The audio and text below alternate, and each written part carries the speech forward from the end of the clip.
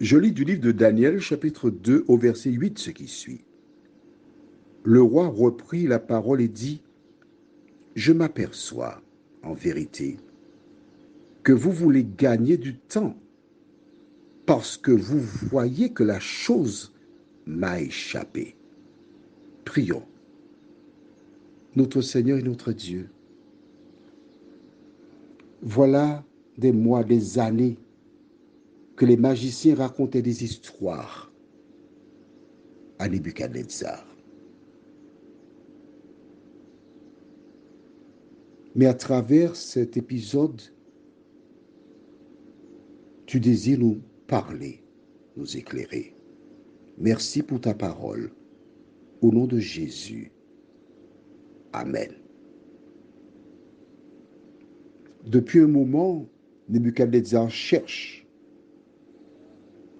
Il y a quelque chose en lui et nous attribuons cela à Dieu qui les cite à exiger à ces hommes le songe et l'explication. Jusque-là, ils avaient trompé Nebuchadnezzar. Jusque-là, ils avaient été cohérents. Mais là, Dieu permet qu'ils soient dans l'incapacité de révéler le songe et son explication. Comment comprendre cela? Depuis fort longtemps, ces hommes abusaient du monarque. Depuis fort longtemps, ils racontaient ce que leur père, le père du mensonge, mettait sur leurs lèvres. Mais Dieu avait décidé d'éclairer Nebuchadnezzar. Vois-tu, il existe une expression anglaise que j'aime beaucoup, qui est la suivante. You may fool some people sometime. Tu peux tromper certaines personnes à un moment donné. But you cannot fool everybody all the time. Mais tu ne peux pas tromper tout le monde en tout temps. Il y a bien des personnes qui racontent des histoires sur d'autres. Et à qui on donne le bon Dieu sans confesser. Des personnes qui s'entourent de supporters et qui condamnent l'innocent. L'innocent dans son coin ne dit rien, il ne fait rien. Et les assassins semblent être les plus forts.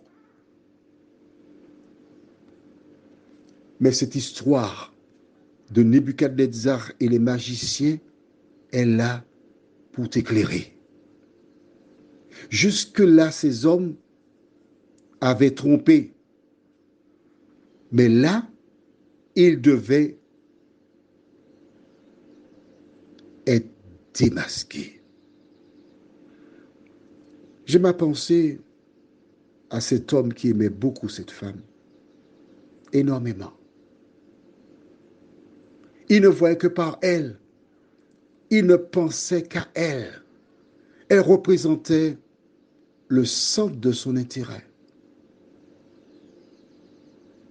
Mais l'amour n'était pas réciproque. L'amour de cet homme était pur, tandis que cette femme le doublait. Elle le doublait de manière effrontée. Mais un jour, Dieu ouvrit les yeux de cet homme qui, la mort dans l'âme, dut accepter qu'il avait été un dindon de la farce. Il n'y a pas que cet homme.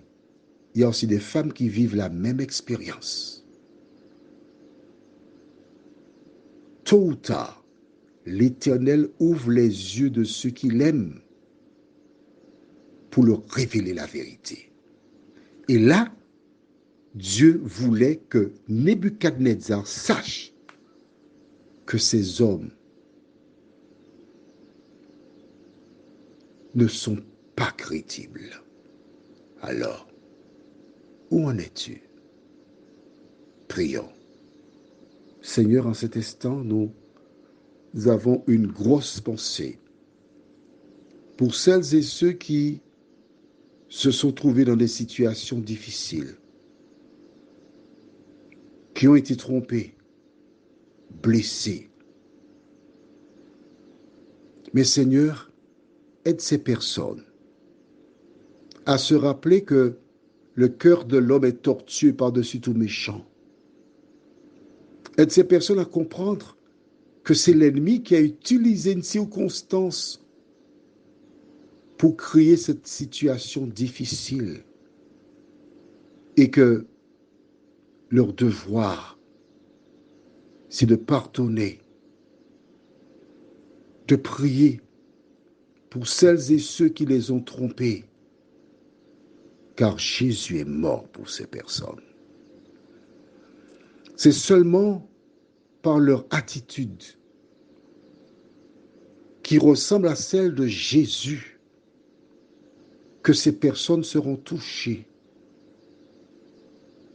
et changeront de vie.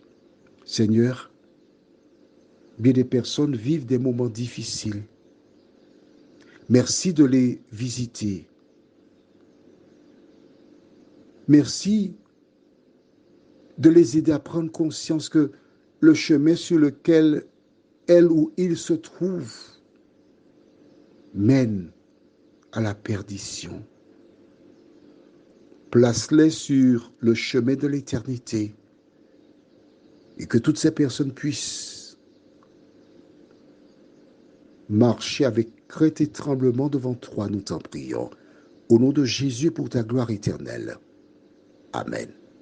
Je te souhaite de passer une bonne nuit.